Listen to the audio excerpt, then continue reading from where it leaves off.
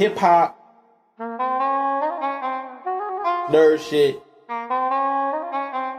sports show, and a little bit of random fuck. Enjoy. Yo, this your boy Taylor. Black is the new black. This is your good brother, Jonesy. What's up, everybody? My name is Benjamin Anderson. We are now on the Rageverse Network. Black is the new black. Welcome to another edition. Black is the new black. So, without further ado, Welcome to another edition of Black is the new black. It's your boy Benjamin Anderson. Jonesy's here. So what's up, Jonesy? You. Taylor might join us later. Yep, Taylor might join us later. So, without further ado, welcome to another edition of Black is the new black. Sports, nerd shit, and hip hop, and wrestling. And yeah, that's what we do here. So let's get started. Sports. So big news in sports. Damian Lillard got traded. Damian Lillard, yep, he got traded to the Milwaukee Bucks. Band-aid off that situation because it needed to happen. He got what he wanted. He got to go to a contender. Yeah. The East is probably the favorites in the East now. Yeah, probably the favorites in the East now. I mean, it's not Miami. They got there through people being very unserious last year. Yeah. It's between them and the Celtics. Because the Celtics are also better. 76 in the East. They're going to make a good playoff run, but I don't think they're going to beat either. They still got that strip club addict there.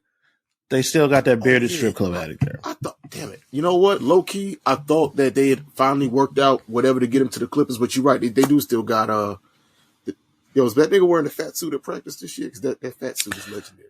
He's not wearing a fat suit yet. He did do that once. Him at practice, he looked like a mad ass kid. It looked like me when my mom used to make me stop watching Dragon Ball Z to go to church. He did wear a fat suit to practice once. I know that look. Guys, he did. We did not make that up. When he wanted to get out of Houston, he wore a fat suit. He also did a lot of fuck nigga shit to get out of Houston. Bro. At this point, that man needs to relax. I can't remember who was in the clip. Was it KG and not Danny Green, KG and Paul Pierce. I know exactly what clip you were talking about. Barnes. Yep. Yeah, and they were like, yo, at a certain point, you run out of wiggles. Like, all right, man, you did some bullshit. You got your way. All right. You got the team you wanted, you got the coach you wanted, you got the teammates you wanted. Wasn't happy. This will be the third time he's done this shit, if I'm not mistaken. Yes, hey, third time. And you're not a guy that the league needs as a star for them anymore. So you can't just you can't do that at this point in your career. At a certain point, it's not going to be worth it to deal with you. You got a young crop. You got a crop of young up and coming talent that's going to be the future of the league already. Your peers from your generation are already more accomplished than you, and they don't move like you move. Why deal with you? No. But oh well. I'm talking like this nigga is actually going to ever listen to this and care about what I had to say. No. But whatever. No. I mean, the nigga's in a strip club right now. I just want him to do maximize your years and your talent that you have left. That nigga's at a strip club right now. More than likely. And hey, I ain't even gonna hold him for that. Just don't be right now. It is 5:27, so it's like 4:27 in Philadelphia. He's in a strip club. In Philadelphia. Nope. Philly's on the same coast as us, right? Yeah, they're not. No, I think Philly's Midwest in Central Time. I think. I'm pretty sure. What? How do they do that on the East Coast though? Because St. Louis is Central Time. Yeah, St. Louis is Central. Let me see. That makes sense. They're in the Midwest. Philly's on the Northeast. There's no way. I mean, maybe if they like that, that's like a very weird. Oh no, it's still Eastern Time Zone. Okay, I was wrong. We are your number one time zone podcast for all your traveling needs. Yeah, don't listen to me. I was wrong as shit. Don't listen to me. I was wrong as hell. Yeah. So anyway, that happened. We are also in the midst of college football season.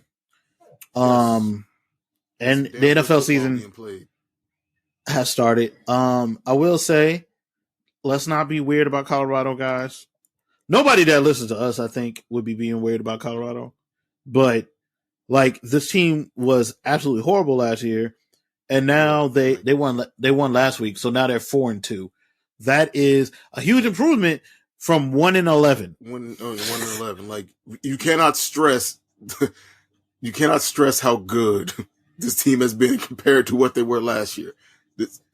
Like Sanders has broken all the QB records at the school in his first game. That happened. Yes. Yes. The cake is baked. They're not going to win the Pac-12. They're probably not going to the Rose Bowl or whatever. That's okay. No. The job this year was they'll probably make a bowl game. They're going to make a bowl game more than likely because somebody. I think they only have to win 2 more games. Yeah, they only got to win 2 more games to make a bowl because you only got to win 6 games to make a bowl. They're going to win 2 more games. Because I think they end up playing like a Division 2 school at some point, and not that they can't beat Division 1 schools, they just beat Arizona State. They have. That's yeah. I'm just saying, like there's two more wins in there, right? Like to the people that are like, oh, they're going to go to the national. Relax, I get it. It's the prime effect. Everybody's feeling vibey. Fucking relax. To the other people that were like, aha, see, Deion got exposed. All of that. Shade wearing and running on the sideline and making YouTube videos and Instagramming and TikToking. Real football's played on the field. Like, all right, relax. Like, calm the fuck down. That's mostly where I'm seeing that from too. Like, calm the fuck down, Danny Cannell. Relax. Calm the fuck down, Danny Cannell. Show me on the doll where the black man hurt you by coaching football. Well, Danny Cannell was hurt because his entire career was ended by Deion Sanders, specifically. So he that's his reason for hating Deion. You still there? Look like you froze. Okay. Well, that was weird. You can hear me good, right? Yeah, you sound good. Okay. Spectrum. I don't know what the fuck happened. Do you have direct Warner? I have Spectrum, but I think it's my laptop because it didn't fall out on my phone. So yeah, fucking weird. I don't even remember what we were talking about.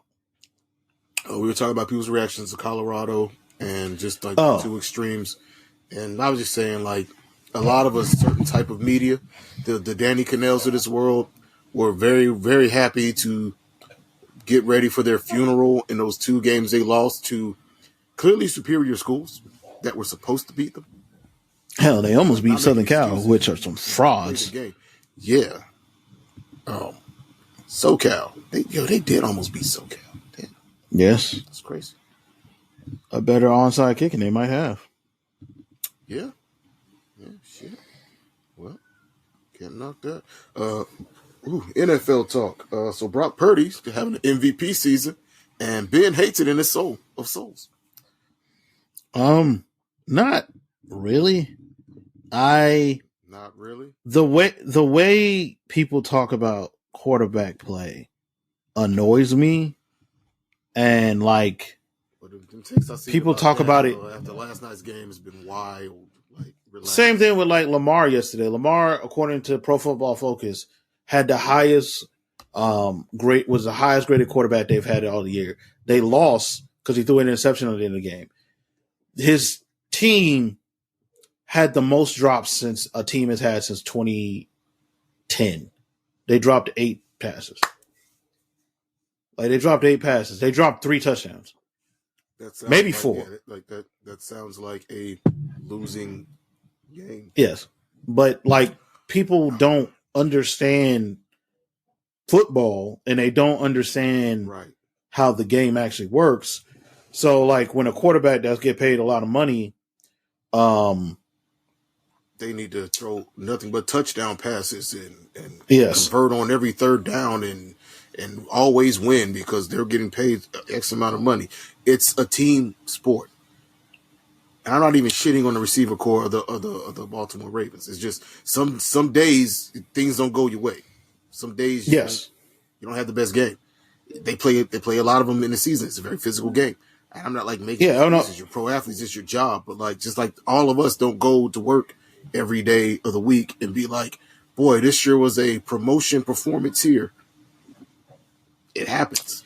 Like Like, I don't know what to tell these people. Also, how often does Lamar throw interceptions? I don't have stats off the top of my head, but I'm pretty sure it's far from a regular occurrence. Yeah, I didn't want to specifically turn this into like a Lamar did this. Well, not even just Lamar. Like, just we can talk. I mean, he just came up, so that's why I'm talking about that, because I didn't see the craziness about him. I just saw it about Dak, and I'm like, what are we doing? Yeah, it's just, yeah. I don't get them. I mean, I get them. They're very stupid. I know that, but it's like, yo, pro sports is not what y'all think. Like, it's not what y'all niggas think it is. Yes, it's a game, but not just anybody can do it. Like people acting like the Cowboys should sack Dak and get. Who else are you going to get? Who are you going to get better than him that is not already playing and starting for somebody else's team? Please tell me. I'm not getting it. Like, the way Dak Prescott is talked about is stupid. The way most quarterbacks are talked about is stupid. Very stupid. So it is what it is. Not exactly sure. Like, if you watched the game last night, I don't know what the fuck you want Dak to do. The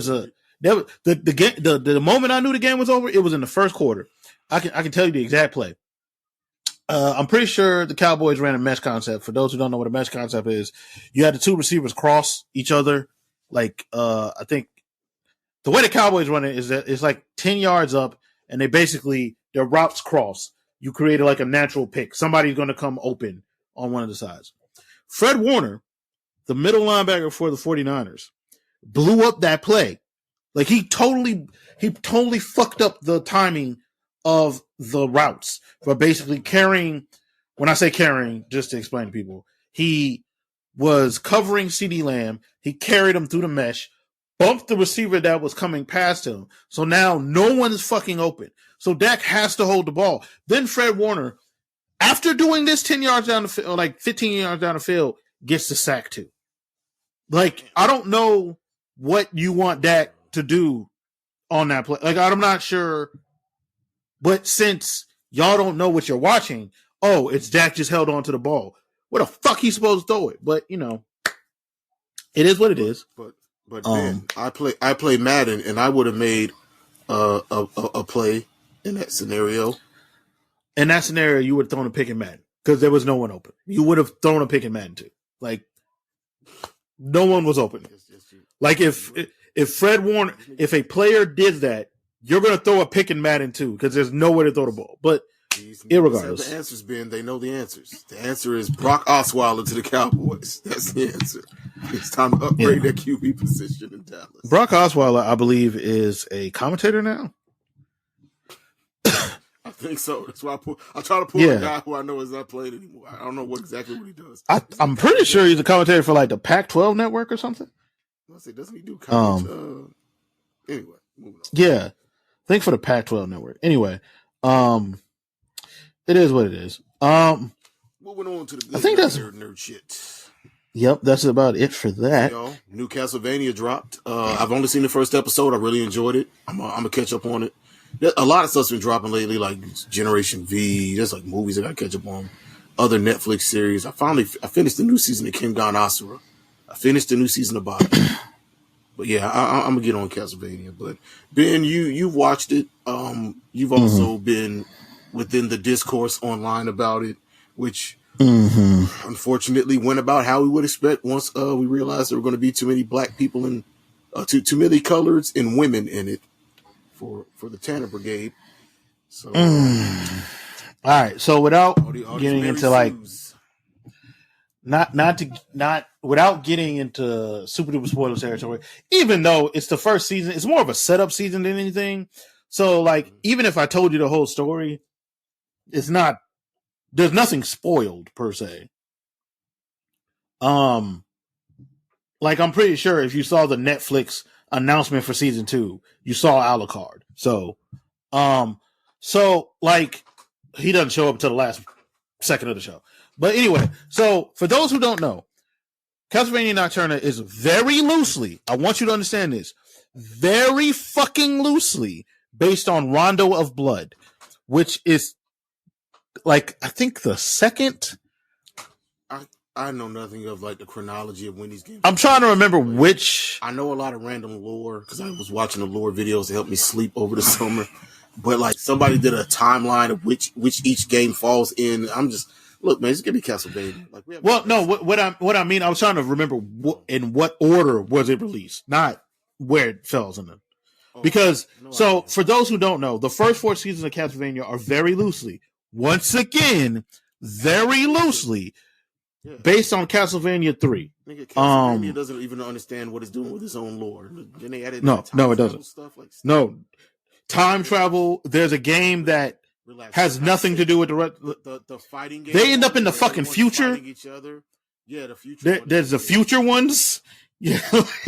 So yeah. Yeah. So this is very loosely based on Rondo of Blood. And I'm guessing from the way it looks, Rondo of Blood is a direct, like, I guess it would be a prequel to Symphony of the Night. Because, yeah, so it will be, this is going to turn into Symphony of the Night. The Castlevania everybody knows. Because in that Castlevania, you're playing as Richter, Alucard, or Maria. No, you don't play as Maria. Richter, Alucard. No, you can play as Maria in that one, if I remember correctly. I haven't played Symphony of the Night in I don't know how long. They are not adapting. Yes, that's Richter. The Belmont. Okay. Yeah, the Belmont in Symphony of the Night is Richter. You fight Trevor in it, I think. Oh. Or you fight a resurrected Trevor or something like that. Trevor does become a villain in one of the games. Wait, I thought Symphony of the Night. Yeah, it's like a. I could be tripping. Yes. Like I said, and that's why in my head. That's why I don't trip about the show. Like, nigga, I don't remember specifically. Just show me cool Belmonts using a Morning Star and doing cool stuff. Show me vampires fighting. Show me all the cool stuff I want. That's it. Yeah, it's Richter. Makes sense with his own story. Okay. Yeah. So it's Richter, Belmont, and Symphony of the Night. Yeah. So I need y'all to understand this. This is not a direct 1-to-1 adaptation of Rondo of Blood. Mostly because Rondo of Blood's story is dumb. Like Castlevania stories really encompass like a paragraph. Where a Belmont going to kill Dracula? Thank you. I'm about to say they are literally just place setting to get us to beat up Dracula. That's it. Yes. That's it. That's it. Calm down. That's it. It's not sacred lore. It's not Lord of the Rings. Okay, it's not Chronicles of Narnia. This is not a well thought out universe that was pre-planned with love and care. They just be doing stuff. Not a Song of Ice and Fire. Stop it. They were just out here doing shit. They were just out here doing shit because it was kind of cool. We need a new Dracula fight game. Cool. Make up a reason to fight Dracula again. Yes. So, you watched the same Bondi Pop video. I'm not going to go point by point why he sounded ridiculous. I did not finish it because me neither. I couldn't be buggered to give a fuck about what he was whining about. And I like doing content, but on that one, I was like, all right, man, you got it. Yeah. I like his content too. He sounded ridiculous.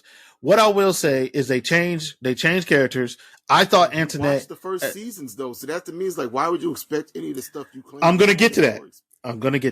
Go ahead. Antoinette being a Haitian revolutionary is dope as hell. Being a direct descendant of Oshun and Oshun, very fucking cool. The opera singer guy, very cool. Like there is so many Old Rocks who was like just obscure side boss in like Castlevania 4 being made into this Aztecian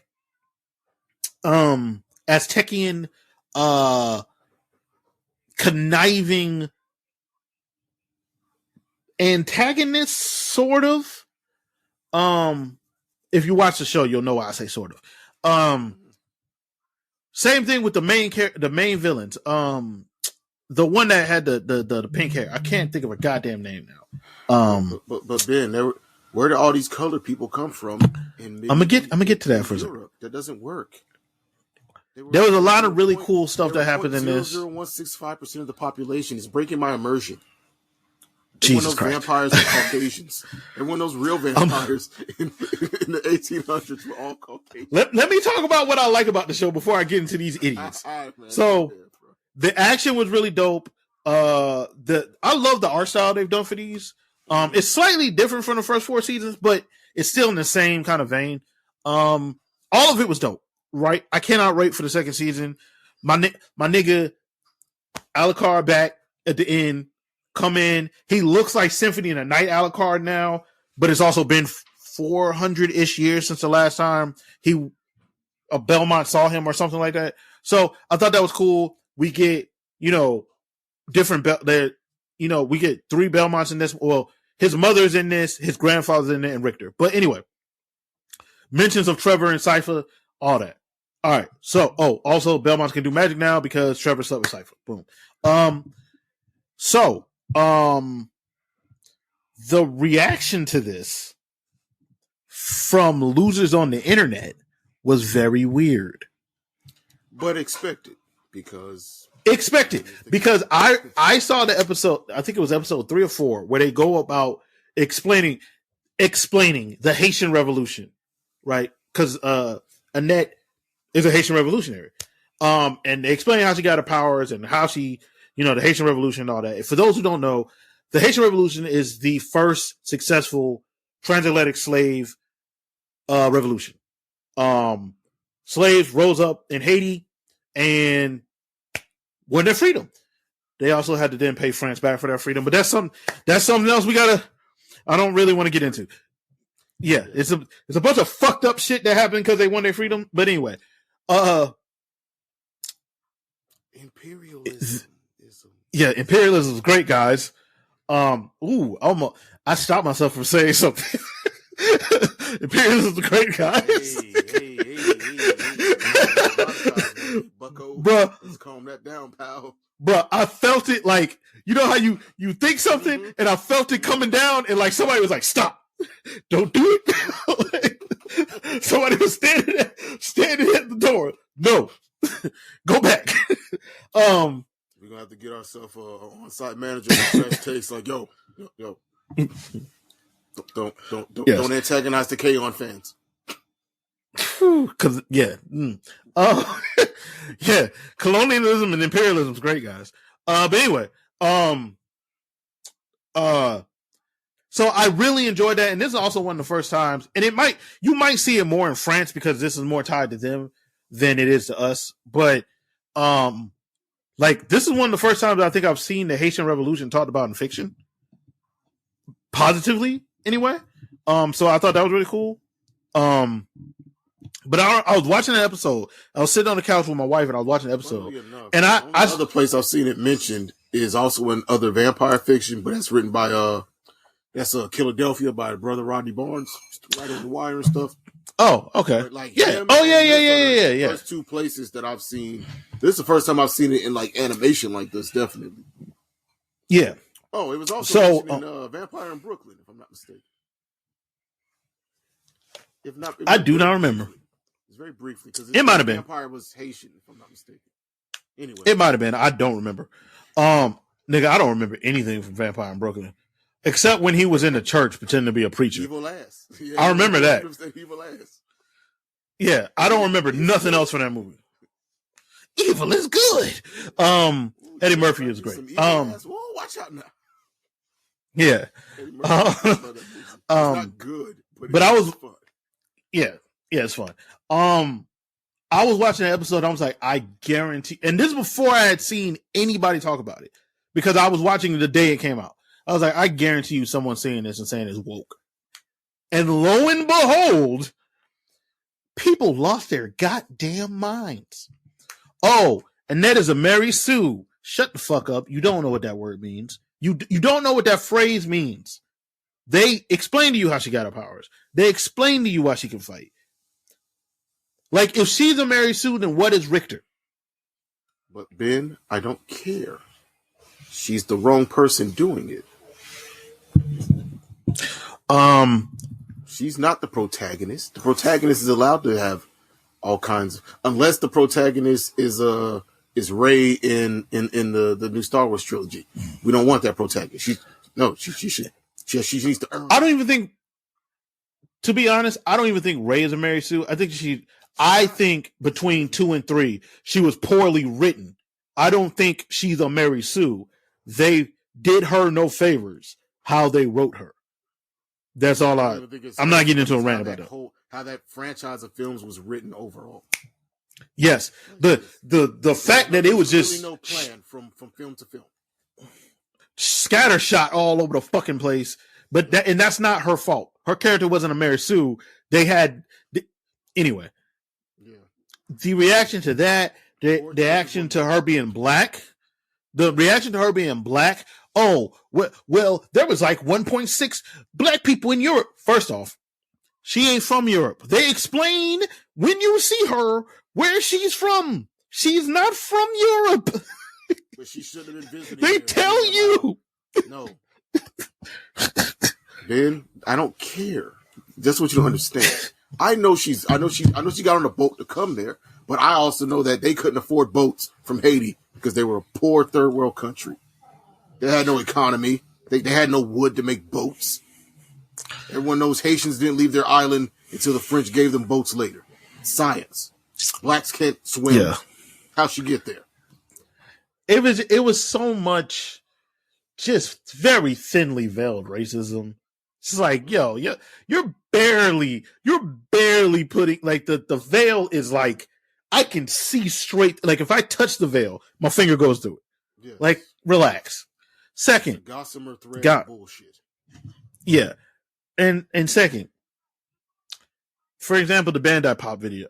Why aren't they resurrecting Dracula? Because that's not what this story's doing. That's the only one. Dracula probably isn't dead. Yeah. Probably isn't dead.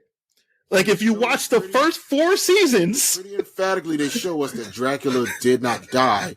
He got his wife back from hell, and then they went to some village and went on about their business.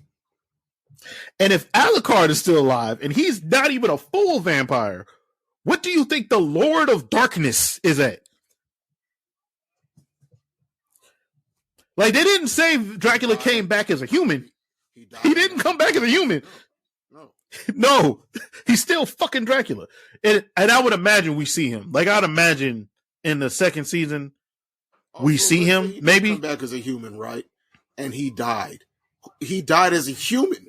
So he's either dead as a human or he's still alive, chilling, because Dracula, guys, was not evil. Well, okay, let me phrase that. Was evil, but evil because mad. You want to say, like, before they murdered his wife, he was very much. He was chilling. He was living in his magic upside down castle, flying around the land, doing science and shit. Yeah, like, I don't even think he was actively eating people at that point. No, he wasn't. That's why she came. Like, he had the pike stuff up, but it was to keep people out. He wasn't actively killing people. Minding his fucking business. Just doing science experiments like Bill Nye, and then them niggas killed his wife. And he's like, well, all right, the smoke shall be provided, niggas. Mind you, and I still say that he was right about this. He said, you got a year. Fire flaming demon head pops up and says, you got 365 days from today to vacate, or I'm killing all of you. Then he shows back up. He shows up, and these niggas are having a celebration. They were having a celebration. They were Nah, I gotta kill everybody now. Y'all done doomed the world. Y'all done pissed me off to the fact that y'all have doomed the world. Because I think he would have just got rid of Wallachia. I think if they weren't playing in his face when he showed back up. Yeah, Wallachia would have just been eliminated and even like, all right, blood for blood, I'm good. I mean, it's kind of excessive to murder literally an entire country. But hey, man. Yes, it is. Yes, it is. Because not all of them are at fault, but he was mad. Look, also gave he mad.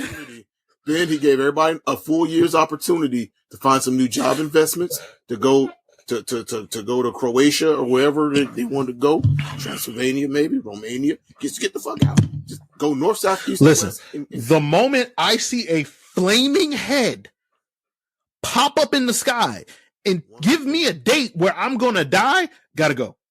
Pat Baz, we leaving. What we conversating about? One would think that would be the rational reaction, Ben, but why ain't we vacating the moment that disappears? Why didn't we vacate? But anyway, Dracula isn't. He ain't even mad no more. Like at the end of the show, he was no longer mad. Like, I'm with my wife again. I'm with the love of my life. We're going about our business. Leave us alone. We'll leave you alone. He ain't even mad no more. But wasn't he the main bad guy? Because it wouldn't make any sense. It literally would not make any sense. But Ben, what you don't understand is I don't want it to make sense. I just want what I want. Yes. Which is something that fans do a lot now. Is that it doesn't matter the story that is being told. I want what I want. But why didn't Gege just make Ghetto get resurrected and be a living cursed spirit instead of being his body being piloted by a cursed spirit? I don't want that. I want what I want. Kenjaku is not a cursed spirit. She didn't know what you're talking about. Kenjaku is not a cursed spirit. Kenjaku is just another jujitsu sorcerer. But no, he's not a spirit. But I watched the movie, so yes, he is. And I make TikToks, so I like it. To be fair to her, normally her takes are better. That was a poor take. That was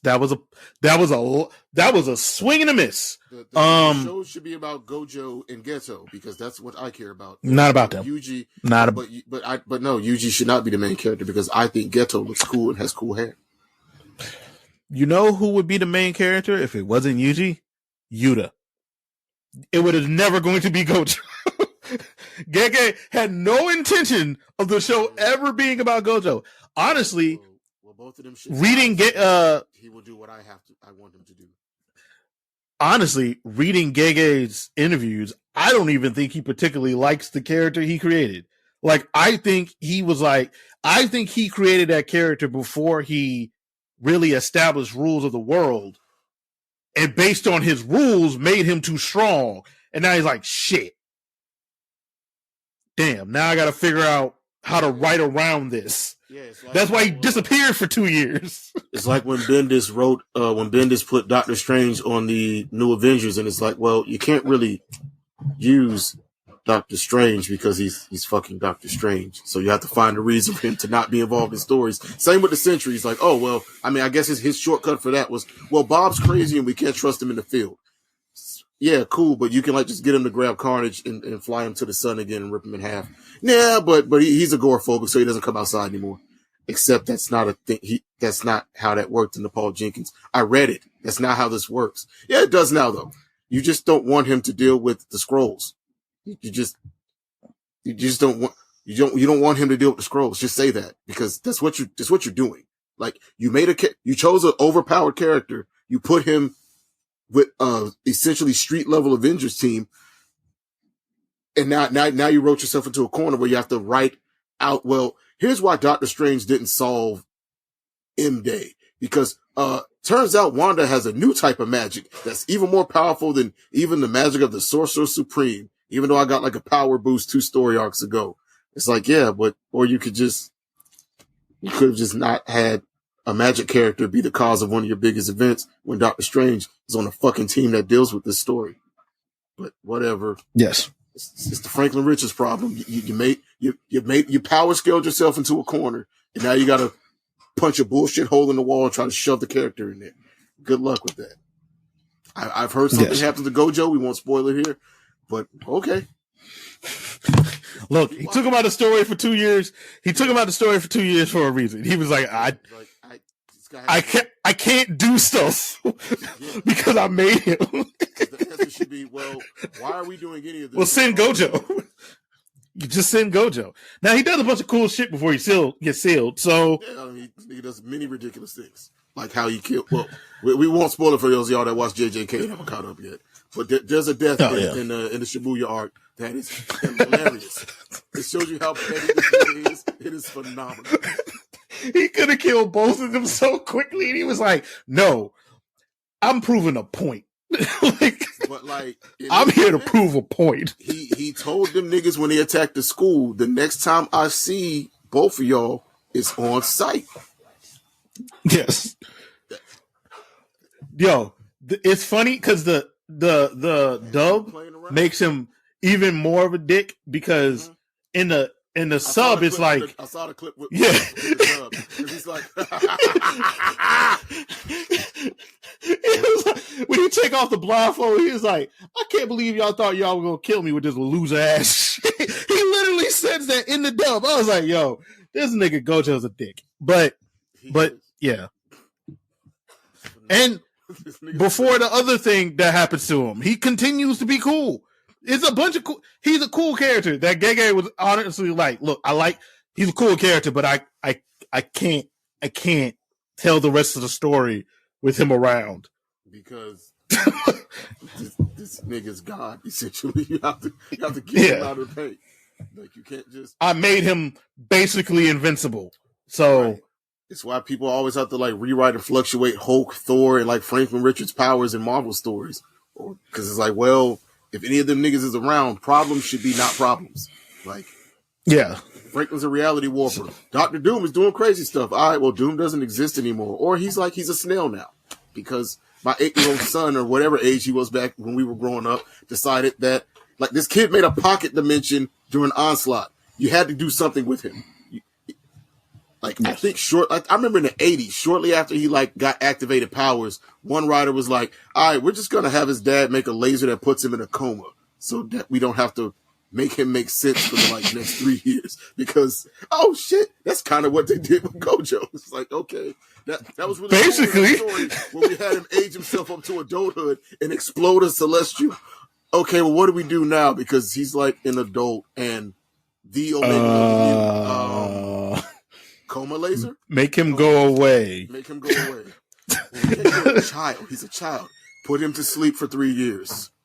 Yes. Yes. Jujutsu Kaisen season 2 has been really fun. Great transition. Because we started this conversation a while ago. It's been really fun. We're getting to the meat of it now. Toji just showed back up. Sort of. You'll see. Dumbass main, or not even main character. Just him and Yuji are my beautiful idiot boy. No, you're talking about Todoroki. You're talking about Todoroki. Oh, okay. Toji Fujiro. The one who killed Gojo that one time. That is right. That's Fushiguro's father. Yeah. Yes. Who? Yeah, you'll see. We're going to get a bunch of cool shit. I got that. More, I watched the last episode. Yeah, we're going to get a bunch of more cool shit. Also, I love how subtly I am a fan of anime that when they don't just tell you a character's stronger. They just show you. And like with Yuji, like if you remember in the first season, he couldn't like do anything. This nigga casually picks up a car and launches it at somebody.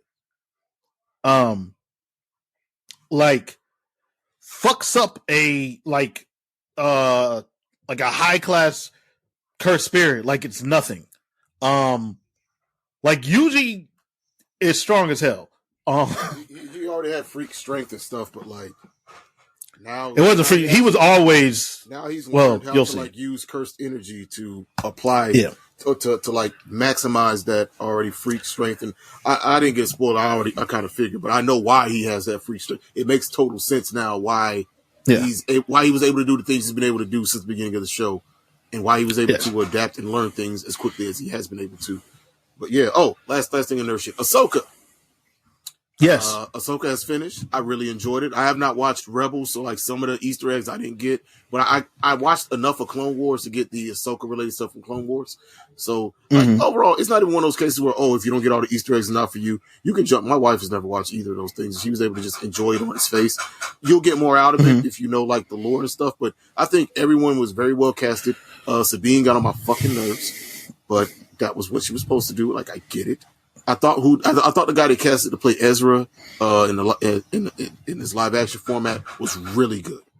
It was really the only thing with him is like y'all didn't need to give him them bright ass blue kind. Like just like that was a bit much. But that kept throwing me off. I'm like, am I misremembering the character? Because that looks very Dune-ish. I'm like, he had blue eyes, but they weren't like hyper blue. Like this, like the White Walkers from Game of Thrones. I was like, this. Yeah, like it wasn't something. Yeah, it was never something they talked about in Rebels. Like he just had blue eyes. I was like I feel like that was just a weird. Did No, like achieve new oneness with the Force and his like is this nigga hitting the spice melange? Nigga eyes is just blue as hell. Yeah, this is just blue as shit. I was trying to think. I'm like, was that like a special, or like that's No. like a special trait of his people's planet or of his species? Like, Nope. I'm pretty sure he's a human. Nope. Just like okay. So I wasn't tripping. That was just a very weird choice. So the contacts were just really aggressively blue. Really aggressively blue. Okay. Because I was the whole time he was on screen, I was like, "Yo, am I tripping?" I wasn't. It was weird. Nope. Okay. Thrawn looked great Yeah, it in was live weird. action.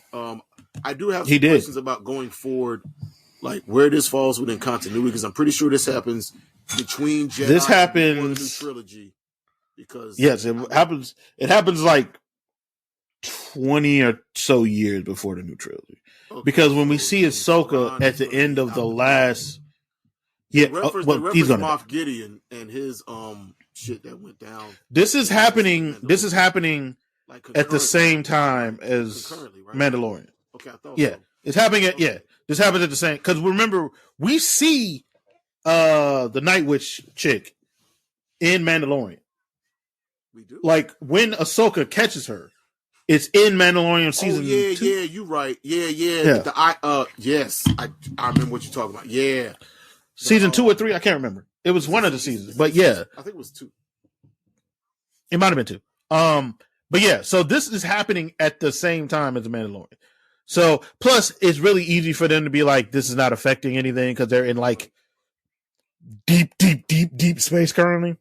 I mean, except like, Thrawn is in the main galaxy again. Yeah, and they'll be back in the main galaxy in season 2. No way Thrawn don't just like gather up the fort. Like my thing is, this is where Thrawn probably starts the First Order. That's what I'm thinking. Like, but setting stuff prequel. That's why I was like setting stuff prequel wise, or putting these movies before the last trilogy when the last trilogy didn't really have a plan because like they could have been like when Thrawn founded the first or restored the imp and like you got the character. I agree with you. Like, that would make the most sense. But like now, I mean, I still want to see it happen retroactively. Like, plus I kind of ignore those movies except when I have to remember things related to them for the stuff I'm watching now. And that's just one of those. I was thinking, I'm like, ain't no way Thrawn succeeded or whatever he's about to do because he wasn't even mentioned. He starts the First Order. Now, what is that like? I would in a book or something that's been confirmed. No, it hasn't been confirmed, but like it would only make sense when the new movies came out. I assume, like, I don't. It would only make sense that he started. It only makes sense that he starts the First Order. Now, I guess he finds Snoke at some point. I mean, since Snoke is an elaborate meat puppet with Palpatine, and he was kind of Palpatine's one of his right hand guys.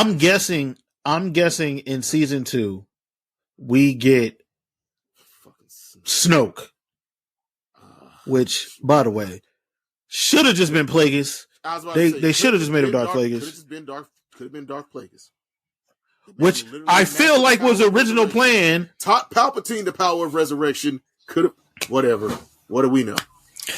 Because Mandalorian have been hinting towards cloning. Because I think Moff Gideon's coming back as a clone, and and they have been hinting.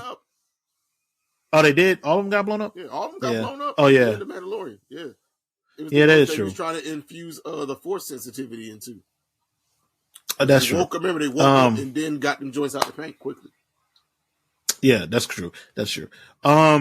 But they've been hinting towards the cloning stuff. They've been hinting towards the Emperor stuff in Mandalorian. So I'd imagine season 2 of Ahsoka, we see Thrawn start what the somehow is from the from the rolling screed of the fucking Jedi Rising. Yeah, like somehow the First Order came about. The somehow is Thrawn. The somehow is Thrawn finding Snoke, who is just. Why was Snoke calling himself something stupid like Snoke? Why didn't he just call himself whatever? I'm not getting. Anyway. Mm-hmm. Anyway. Mm-hmm. Mm-hmm. Anyway, hey, maybe we'll see the Knights of. No, we won't. We won't see the Knights of Ren. The really cool idea that we never happened. You mean the cool drawings that we got to see them do really cool drawing stuff in the comics. Yeah. Then they showed up and got their asses beat by Ren and Ray at the end of the last movie. I was like, then why'd you show us the Knights of Ren? At Sith Coachella, because apparently there's so many Sith worshippers that these niggas just had glow sticks like one of those Japanese idol concerts. That whole movie is so bad. My brother-in-law, he got his lightsaber just appeared in his hand. I'm like, yo, what? Remember when his lightsaber just appeared in his hand? Yes, he's magic. Like that's not how the Force works, guys. Yes, it is. It's a new. No. It is when you're part of the Force diadem, then. It is when you're part of the Force diadem. Anyway. Force diadem, baby. It's canon. It happened. Midichlorians is when your midichlorians are intertwined with another person so deeply that it just becomes stupid. Yeah. But Ahsoka, can't wait for season 2. Yep. So wrestling talk. All right, let's get the thing you want to talk about least out the way. Jade Cargill has officially signed with WWE. She's no longer with AEW. I, for one, wish her nothing but success in the future. I'll be looking forward to see what she does over there, since I still watch that product from time to time. That was pretty cool. Her moment that she had with Triple H at Fastlane. It was more of a backstage thing on the pre-show, but still, it was cool to see her. What how they're going to present her over there to a certain degree. They did the whole big paparazzi thing, big entrance. So we'll see when it's time for her to, do something on TV. I think she had a really great run in AEW. We got to watch her learn on the job. I think she improved from year to year while she was there, match to match. She had a couple clunkers, but overall, I think by the end of her run, she had gotten a good handle on the basics, and the stuff that you can't teach a wrestler, she has in spades already. So, and I think it was time. I think if they weren't going to, because AEW's more work rate focused fan base, if they weren't going to have her out there in a program with a Tony Storm or a Britt Baker or a Sheeta or a Jamie Hayter, those women that are, I mean, Britt's not really a workhorse bell to bell, but she's very solid, can deliver and hold up her end. That being said, if they didn't have plans to directly put her in the women's title scene, I completely understand her going to WWE. It has the machine to do a lot of things that she values and wants to do. So, good for her. We'll get to who AEW got back in the trade when we cover Wrestle Dream, I guess. Not a real trade. So good for her. Like, I don't care about the WWE, but it doesn't mean I don't want workers to get paid. Mm-hmm. So good for her. It's not the end of the world. Good for her. It's not the end of the world. People go and work other places. It happened our entire childhoods and young adult lives. Like, relax. The conversation around AEW is so annoying that like online discourse is just and like brainwashed her into staying. If he offered her what he said he offered her, or offered her the way he did, she decided she wanted to go to WWE. Yeah. She decided she wanted to go to WWE. There'll be other people that decide to go to WWE. The entire locker room of AEW is now having a mass exodus to WWE guys. Calm the fuck down. Triple H is going to use them in all the ways that he didn't use Swerve. Calm down. Like I need people to fucking relax. Because there's been movement both ways, but only when it's the other way. Only when someone goes to WWE is it the fucking end of the world. Calm the fuck down. When people go to WWE, Jesus it's proof that Christ WWE is a secondary Bush League t-shirt company or something. Whatever the narrative is now, I don't know. I just like wrestling. I watch what I like. I like some stuff at all companies. There's some people working at all companies I enjoy, including NWA. Ben hates all things NWA and wants it to die. Yes. Right. Yes, I do. Is that one of our new sound? Sorry. No, it's something that Taylor sent me. Yo, where is that nigga? Get on the chat. He said his house too loud. Oh, But yeah, so calm the fuck down. Everything is fine. So AEW just continued his really dope run. Goddamn, really dope run of pay-per-views. The latest one being Wrestle Dream. Mm-hmm. I think the last one, Wrestle Dream, ish was like Double or Nothing, but everything since then has been undisputably great, in my opinion. I guess, yeah. I would have to go back and look at Double or Nothing, but we're not going to run through every match on the card. But what I will say, highlights for me, I'm a big Swerve mark. Swerve looking like a goddamn supervillain versus Cowboy. That shit was fire. Hangman Adam Page. That shit was fire. Like that shit was great. And then putting over Swerve was great. I don't know where they're going with this. I know Swerve is wrestling Bryan Danielson. Tomorrow, because Dynamite is on tomorrow, and WWE is doing WWE things by overloading NXT. So, good job, WWE, I guess. Apparently Undertaker is going to be on the show tomorrow. They're Undertaker, Cena, blocking out. Paul Heyman. Yeah. Like, okay, guys. Like, all right. We also have Ricky Starks versus Yuta, which is really good. We had your new AEW Tag Team Champion, Ricky Starks, Big Bill. Yes. Put FTR. Yes, in because Cash is hurt and or going to jail. I think it's more of a. This nigga had a gun in Florida, but nigga ain't going to jail. He a white man in Florida with a gun. He's not going to jail. I mean, he also pointed it at somebody. So I mean, George Zimmerman murdered a whole child. This is Florida. Yeah, he'll be all right. Now that injury, I mean, they both. I mean, you can kind of tell they're working with nagging injuries. Earlier, I think you were the one that told me the scuttlebutt is that they got injured in the match with Aussie Open, which half of Aussie Open got injured in the match too. It's like, I mean, the boys was cooking, even with one arms and one legs and one shoulders. The niggas was in they hooping. Yeah, better than me. My left shoulder been messed up ever since we was in that car wreck, and sometimes I feel that joint slip. Like, nigga, I'm not doing anything with that arm, let alone suplexes and slams. Fuck that. Hey, yeah. Hope they get well soon, both those guys, because guys was cooking. But also, I do think this opens up a more unique matchup at Full Gear for the tag belts. Also, I'm kind of curious as to why they put the 6-man belts on the Hung Bucks. Like, I don't think they needed that. I think they're going to drop them. It's to get them on ROH at some point. Okay. It's to get them on Final Battle.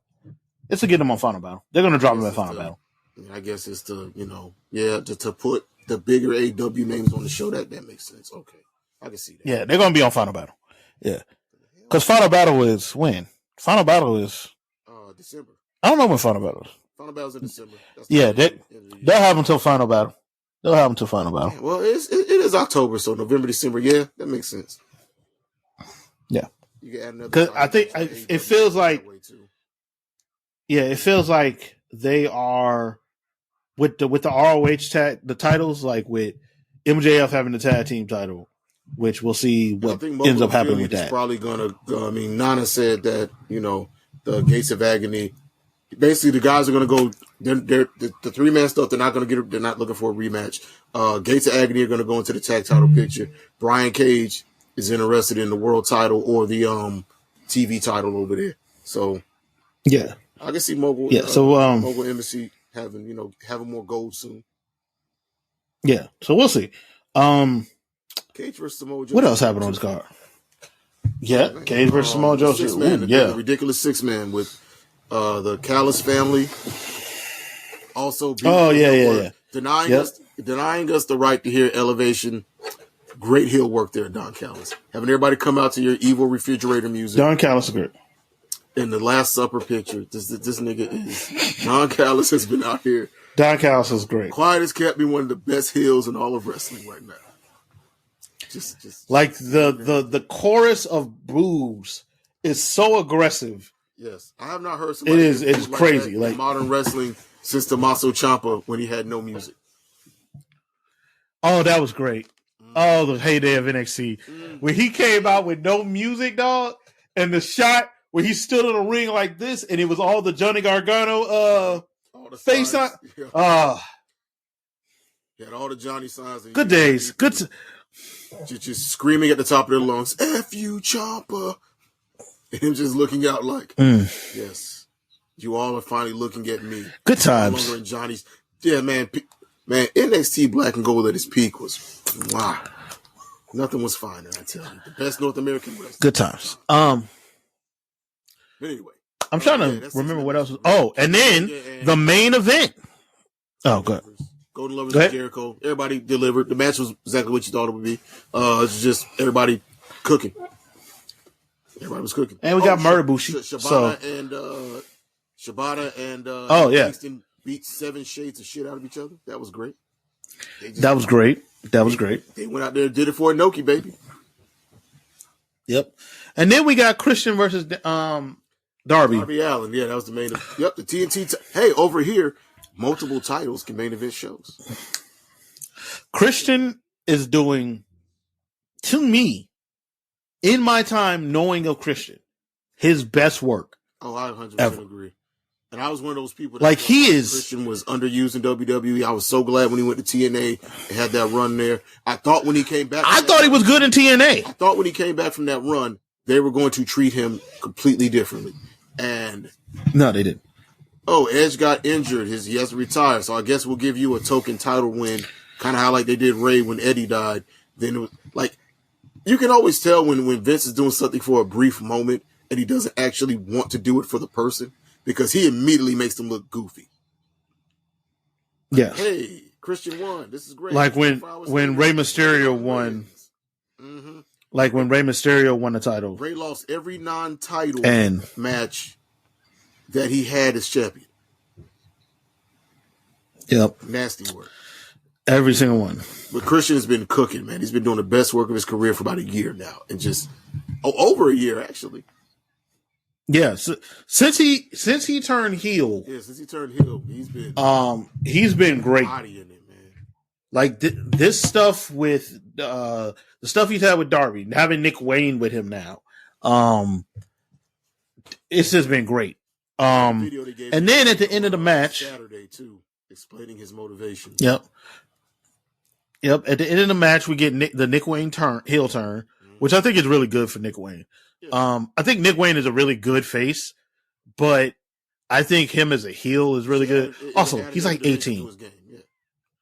He's like 18. Like, like give it some time. He did 18-year-old thing, and I think that's great.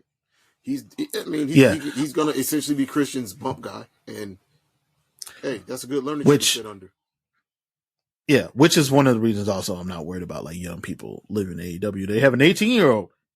Like they got multiple 18-year-olds. Yeah, Billy Starks and him. Like they'll be fine. And they're gonna get re-upped. Anyway, the introduction of Edge.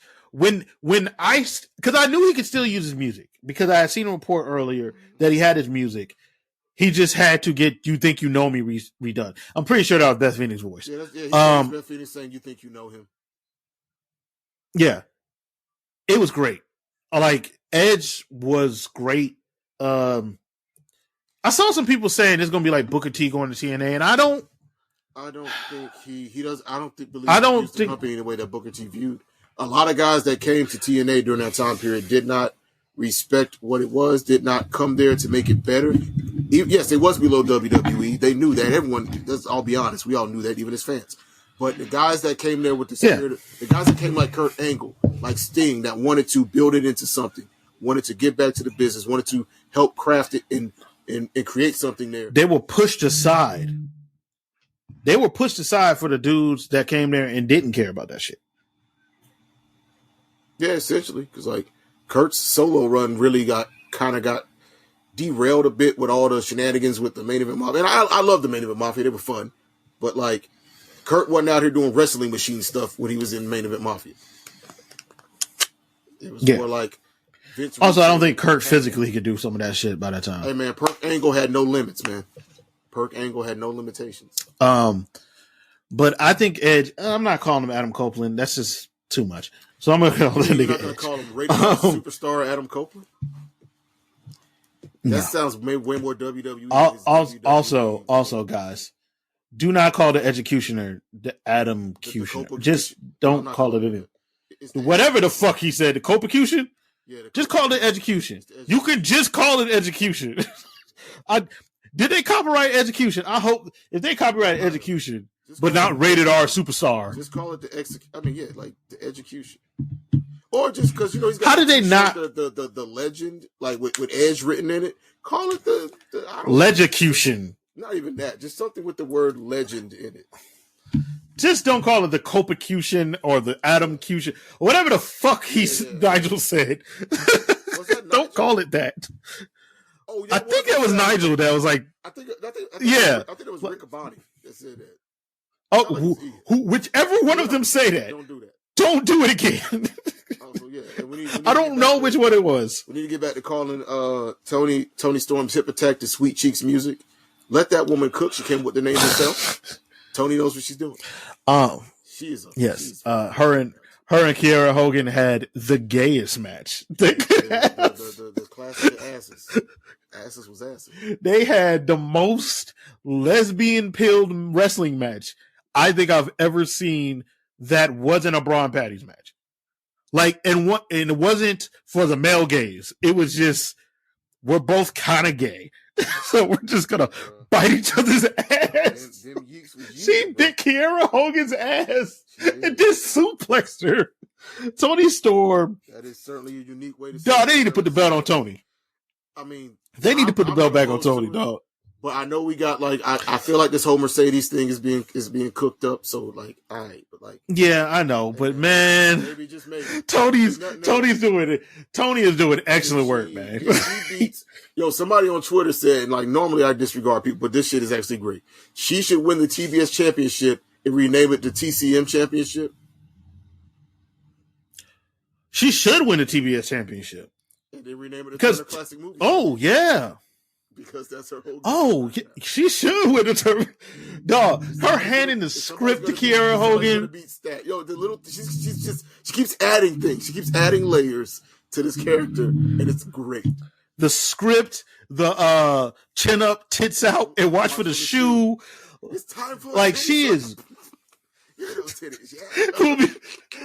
And when she knows they're going to commercial break, she'll look at the camera and be like, and now for some important messages.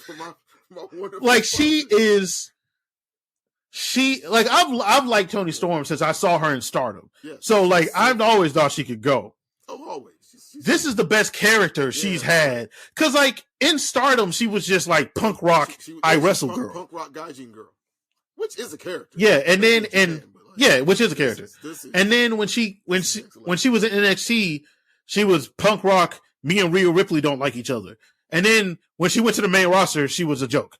And so like for her to come to AEW and her and Rhea used to beat the shit out of each other. That's good times, man. They used to beat the shit out of each other. Black and gold at its peak. That wasn't even Black and Gold. That was UK. They was in NXT UK. They were in UK. That was before they got over here. Oh yeah, because I don't think they really had an official feud. It wasn't a full feud when they were both under the regular NXT branch, but they had a couple matches. But the bulk of the feud was definitely in NXT UK, where we had Dragunov also fuck NXT UK murder Walter and Walter just murdering everyone, but everybody giving him all. I will continue to say that nigga beat up fuck NXT UK because it killed the entire. What was the name?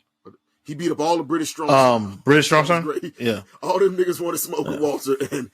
And damn it, they all almost got close to beating him. They always got close. Yes. But he was just like, no.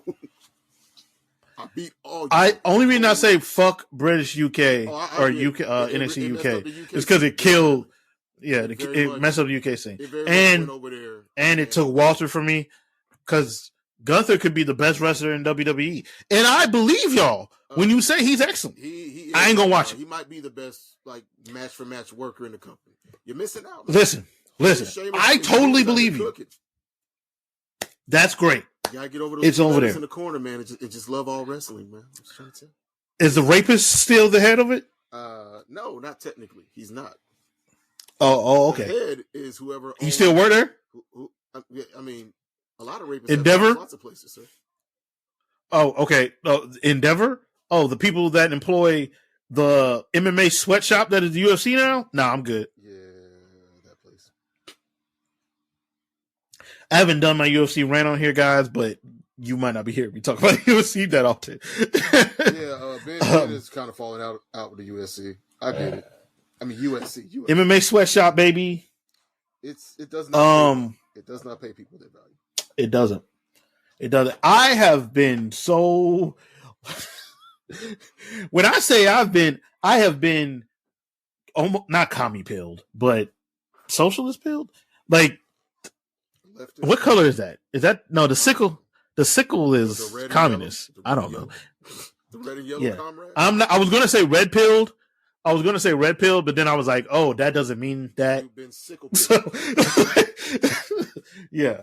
But anyway, I gotta check on something. Yeah. So, yeah, go ahead. But yeah, AEW is doing well right now. We have a pretty big show tomorrow. I almost keep forgetting it's coming Tuesday. But we have a pretty good show on Tuesday with Swerve versus Bryan Danielson. We're getting Hangman versus Jay White. We're getting Sheeta versus Paige. I 100% think Sheeta should win. Like, we're getting a lot of really good stuff on the next episode. We're probably getting Mariah May. If you don't know who Mariah May is, you should look her up. She was a gaijin in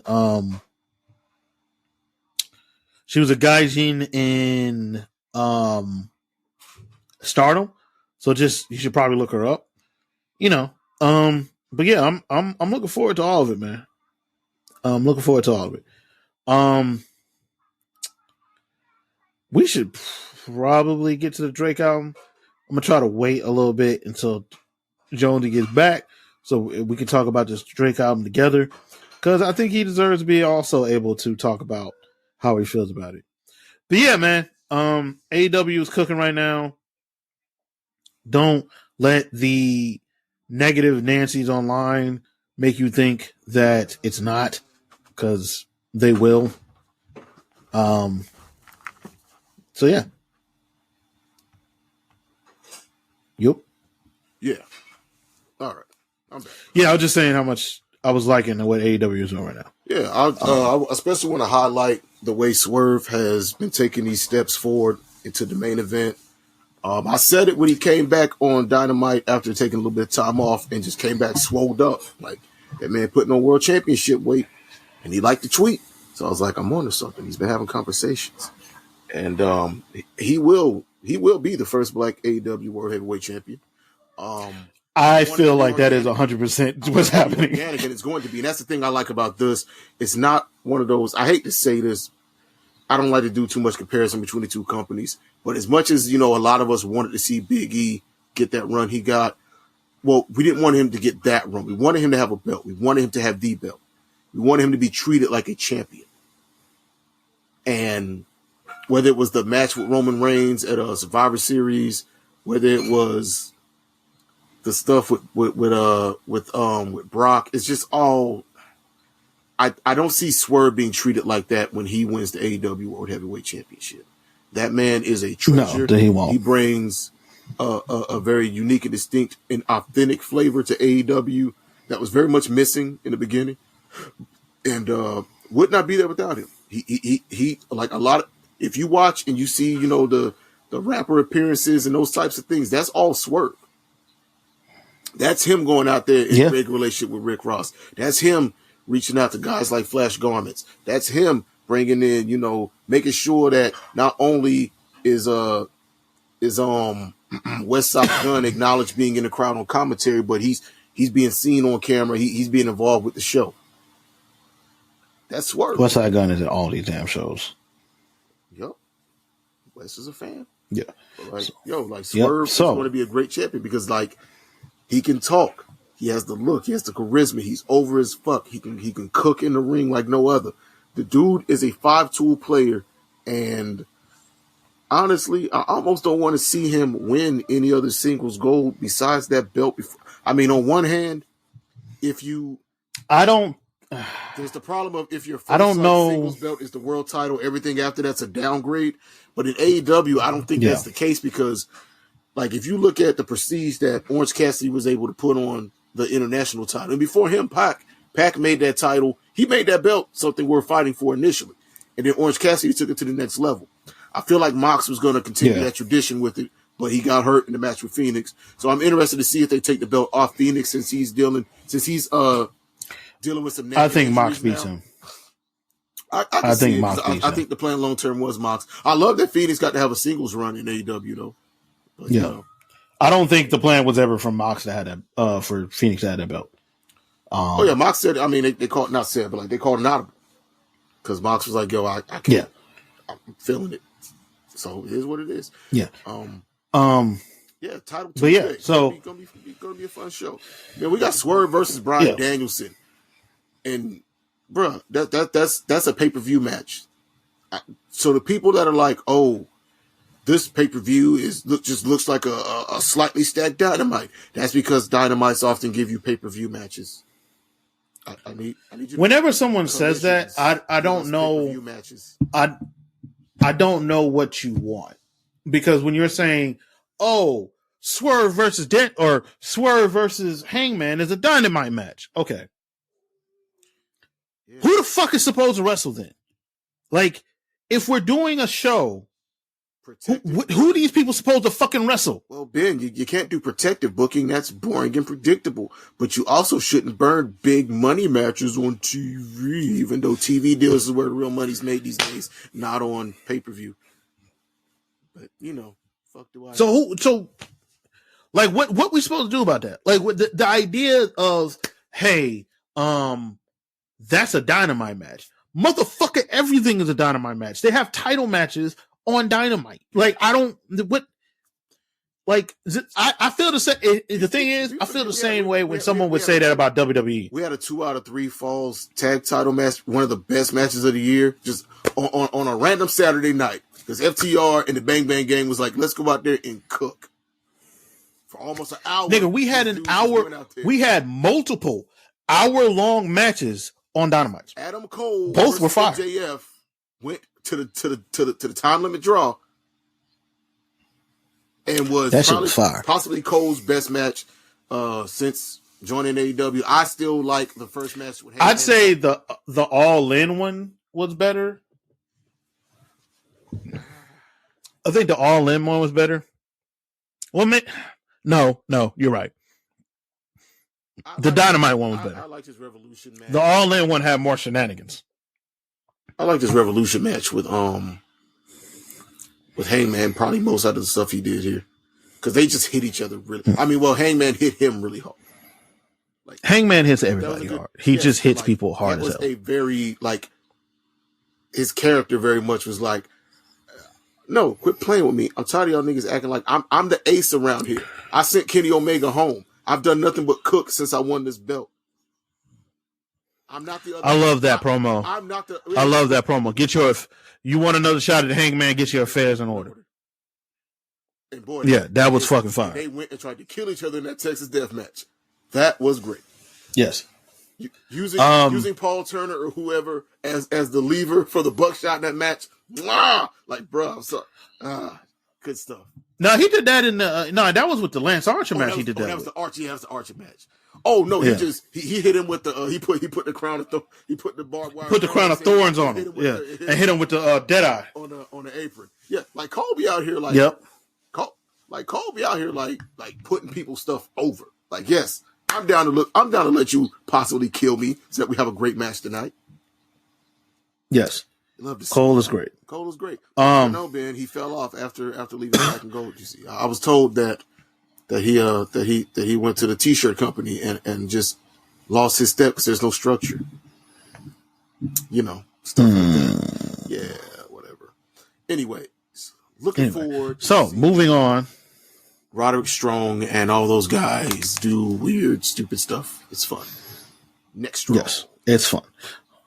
All right. So yes, neck health. So without further ado, we know why y'all know why we're here. Drake released a new album, guys. I mean, we could just talk about the Alchemist and Earl album instead. Many albums dropped, many artists, many people. Yeah, but they know why we're here. Yeah, it's that time. It's time for our biannual Drake Slander Fest, I guess, as some people would take it. You know what's funny is we haven't reviewed the last couple of Drake albums. We haven't. We just haven't. Yeah. I mean, what because they're not what is there really. to say? I guess we'll summarize all with this album. Let me pull up the track. So for all my dogs, 24 tracks. 23. It's 23 tracks. Jesus. I'm glad of mid. Short. It's 23 tracks of mid, guys. There's only two songs on here that I kept. First person shooter. First person shooter. I yes. like that because of Cole. And I like the song with 21 Savage because of 21's verse. Yeah, I kept first person shooter and 8 a.m. in Charlotte. Because Drake and Times in City are dope tracks. This album is so okay. First, let me talk about the two songs I like. First person shooter. I don't understand if you're Drake why you put Cole on that track if you ain't gonna try to rap back. Fight back, nigga. Goddamn, got his ass whooped on that track. Fight back. Cole continues his run of if you invite me on your to have a verse on your song, you better have your hands up. So I don't understand what Drake was doing on there, but Cole killed it. And 8 a.m. in Charlotte, Conductor Williams beat. I love anyone who knows me knows I love Griselda. I have a playlist of Griselda pilled music from Boldy nigga just like Boldy James and shit on here. Like if it's dusty and scares the hoes, I have it on a god damn, this playlist is 38 hours long. Sir, I'm gonna need you to relax. If it's dusty and scares the hoes, you're frightening all the it's in my Coke Raps playlist. Sir, you are the dragon attacking the village. I need you to leave the maidens be. Damn, I didn't realize it was that long. So there's a lot of violence and drugs. A lot of it's a lot of drug music. It's called Coke Raps. Sir, you work a 9 to 5. My kids don't hear this playlist. My kids don't hear this playlist. Oh, I forgot. My kids get the R&B playlist. God, Rich Baby Daddy is so bad. Jesus. Okay. Okay. So we can get to the songs. BBL Love Interlude. Oh, okay. We're not going track by track. There's 23 of these motherfuckers. No. We're not going track by track. This shit's bad. This is a bad album. This is not a good album. This is bad. Uninspired for going on nearly a decade now. The last album that he released that I thought was good was If You're Reading This, It's Too Late. Yeah. That came out in 2015. Yeah. Yeah, that's it for me too. If you read, yeah. Because Scorpion wasn't hitting on nothing for me. That's been almost a decade. It's been almost a decade. Yeah, almost. This nigga's been making uninspired ass music. The last one I really almost messed with was Nothing Was the Same, so it has been a decade. Because he dropped that in 2013. Yep. He followed that up with Views. Nothing Was the Same. Nothing Was the Same. Was the beginning of the fall. All of his worst excesses on one album. And it worked. Yep. It sold like gangbusters. You make enough crap and enough people will play each individual song. You get enough spins, you get a plaque. And this nigga's been making playlists for a while now. And I just, as a fan of this guy, if you're a fan of him, because I'm not a fan. I just have not been a fan of his general. I'm not a fan of his full project. I'm not a fan. So I'll say this. I'm not a fan. If you're a fan of his, do you not think you deserve better? Do you not think he has better in him? Do you not think he's capable of more? And again, when I say grown man rap, when I say I want to hear him rap like a 37-year-old or soon to be 37-year-old, I'm turning 36, so he's going to be turning 37. Mm-hmm.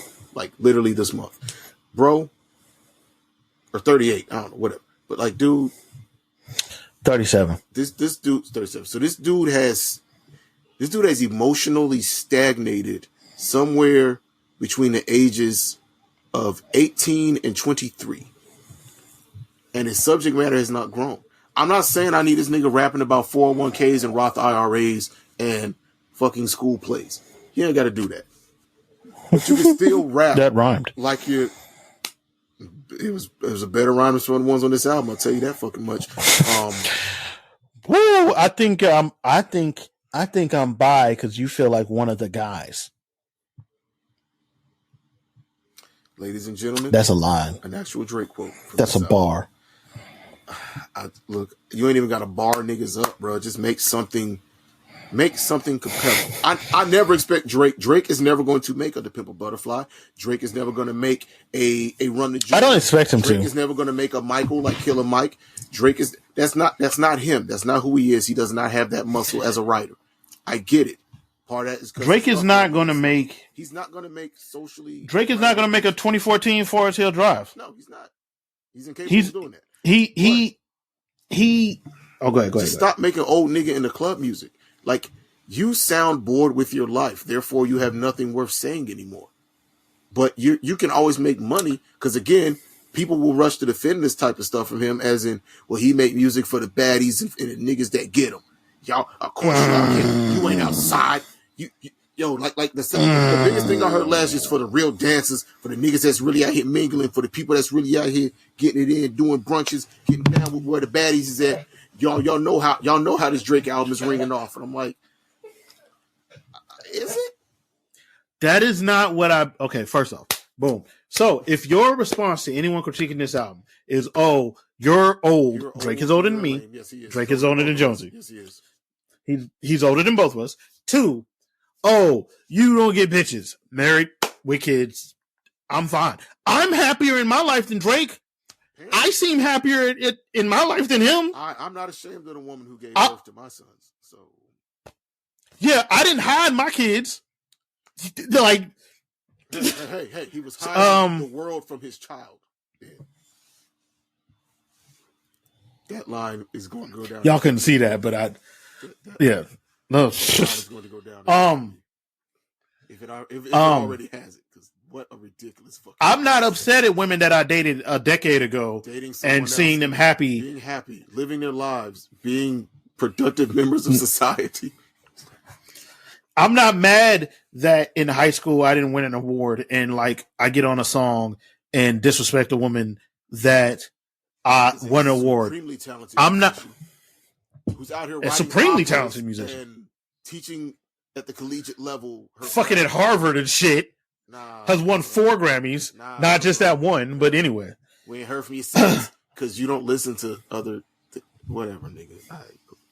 I literally like. It's like when Chris Brown was like he didn't know who Robert Glasper was. Yeah, yo, that's exactly what it felt like when I read that quote or when I heard that bar. I'm like, did this nigga?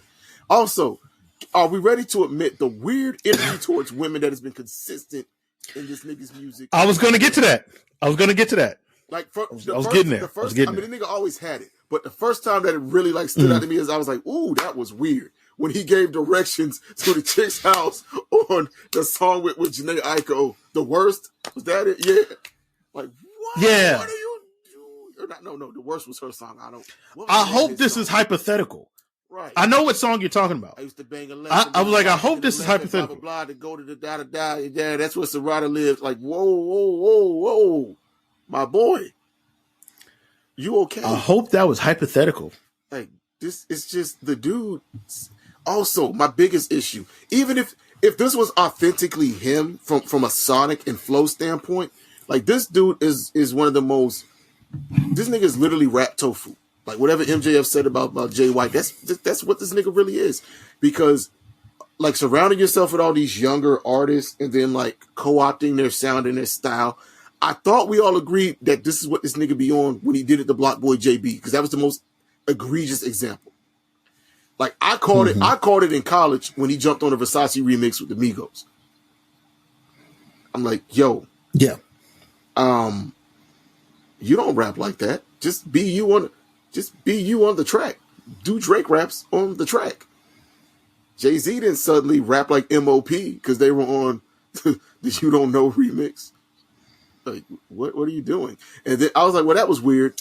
That's not that probably that was like a weird thing. That's not gonna Okay. And then it became So this nigga be like no, not the Kagebu shit. The motherfucker just be like, yo, that's a nice flow and a nice sound you got there. And then he drops the bandana and the Sharingan activates. And I'm like, dude, like there are moments on this album that it's so nondescript. It's literally anyone can rap over these beats. Any artist can be making these songs.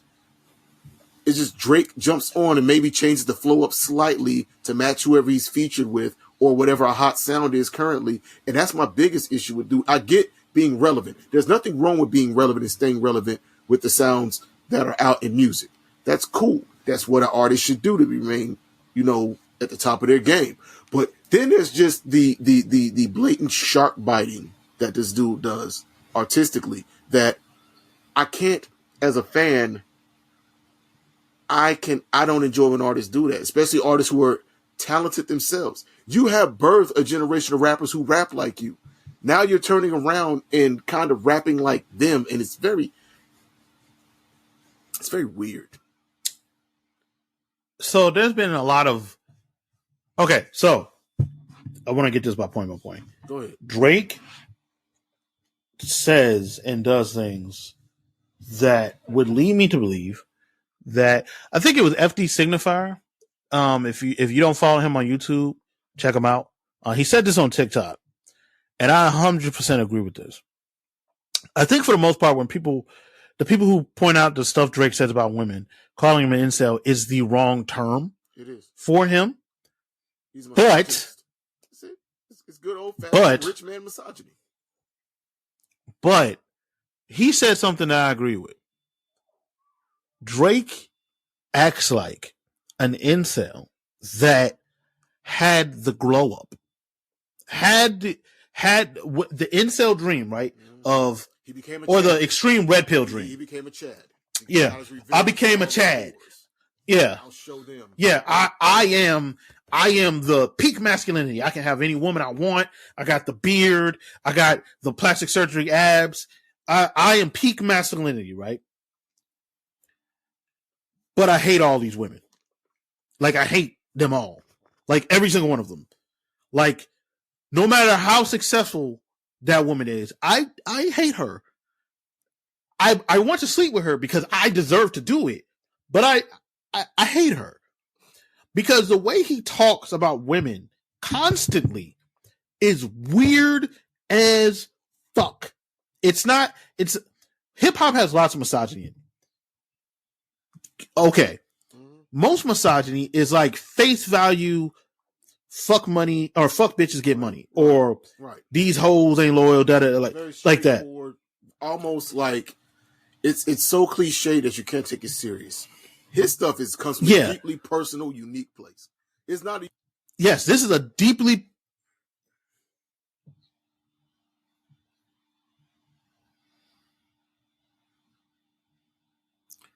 Hey, refresh your page. It's telling me to tell you to refresh your page. It like Jonesy said, it feels like it comes from a very uniquely him place where it's from him. It's how he feels about these women, right? And when you do things like call out Esmeralda Spalding for winning an award 15 years ago. Oh, damn, it'd be longer than 15 years ago.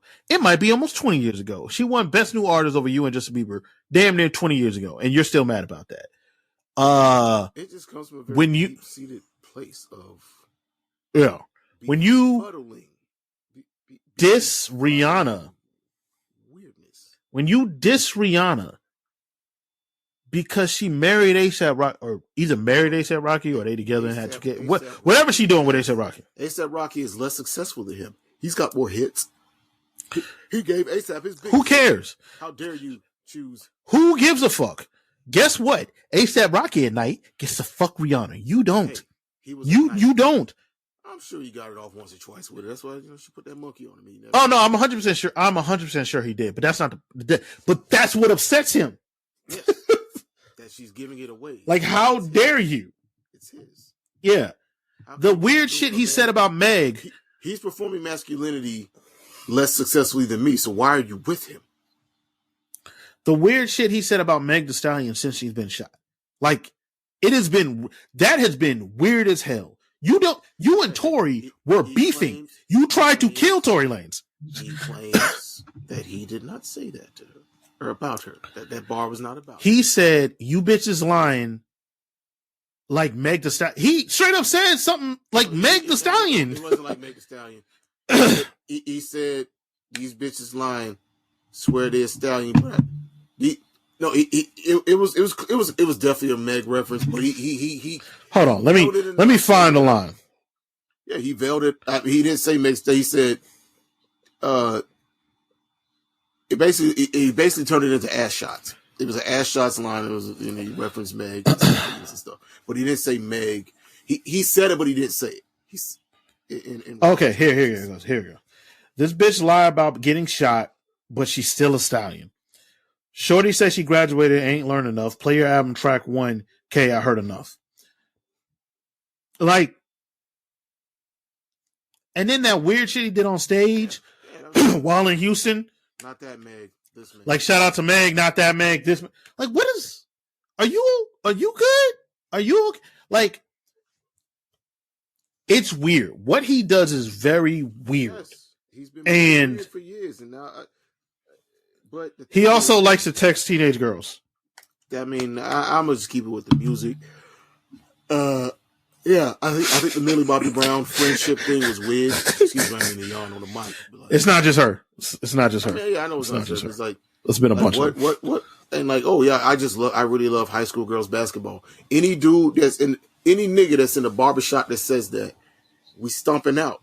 But because it's him and he's y'all niggas weird, red pill, wish you were an alpha male, air quotes, fresh and fit. Like, if this nigga didn't have rap music, he would be a mid-tier actor, maybe, and like a red pill in Toronto. Yeah. He'd be a mid-tier Canadian actor. That's what he would be. Just like all the other motherfuckers from Degrassi. He'd be a mid-tier Canadian actor. He would be doing, because I think they're rebooting Degrassi, he'd be a teacher on the newest season of Degrassi. Yeah. He'd be a teacher now. Because if you haven't seen Degrassi, that's literally what they do. Like, they cycle older cast members get cycled back into the show, become the teacher, principals, da-da-da-da. I haven't watched Degrassi. Yeah, parents. They're still on the show. They're still getting that paycheck from Degrassi, but the show is not about them anymore. They're still getting a high school teacher salary from Degrassi, because apparently that is struggle money in Canada, by the way, according to Drake. Having to guess co-rent a house with another family and have to live off his at 15 or whatever teacher salary, essentially making what my mom made to teach as a teenager. Cool.